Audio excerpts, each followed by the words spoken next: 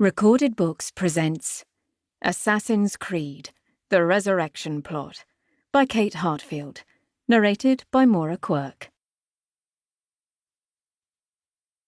Chapter 1.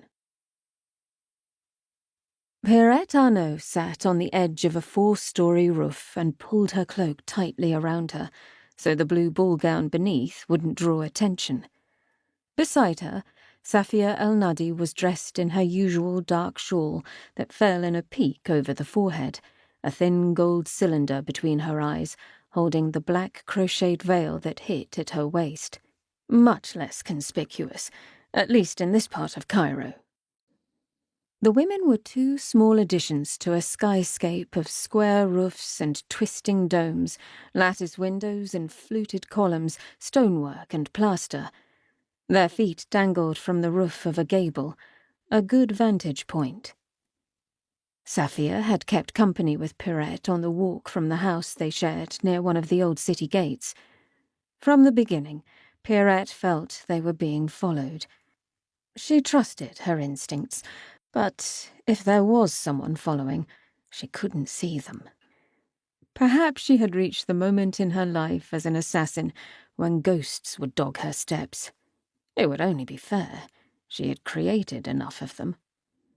Nonetheless, she had signalled to Safia to change course, so they'd come to the street where Safia's husband, Gamal Sabri, was selling books today.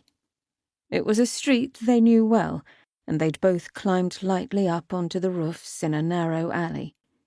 In the coffee shop opposite their rooftop, a half-dozen men smoked long pipes under an awning and chatted with Gamal, who had spread the books from his cart onto a carpeted table.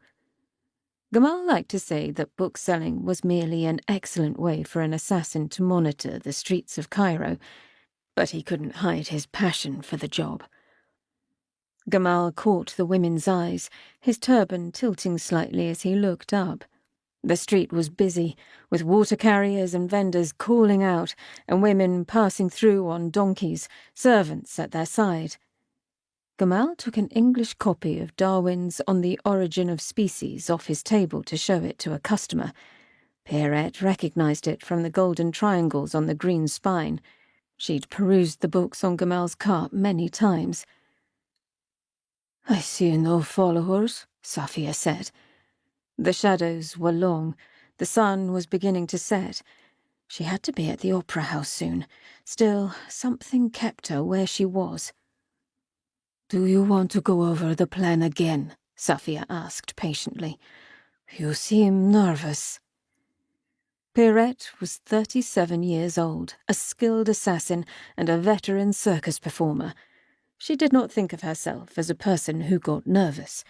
The reason she'd come to Egypt in the first place was that she'd been frustrated by the unwillingness of the British assassins to take risks. She was here to fight. She was grateful to have a task she believed in. Nonetheless, she couldn't deny her unease. Safia seemed to sense it too. She had spoken in French, although she usually spoke in Arabic to help Pierrette practice. "I suppose I am.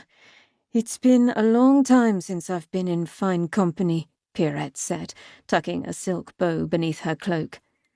Truth be told, she was looking forward to the chance to wear a beautiful new dress. "And I've never met the Khedive." She was looking forward to that, too. Khedive Ismail Pasha, Viceroy of Egypt, technically answered to the Ottoman Sultan, but he had ambitions of his own.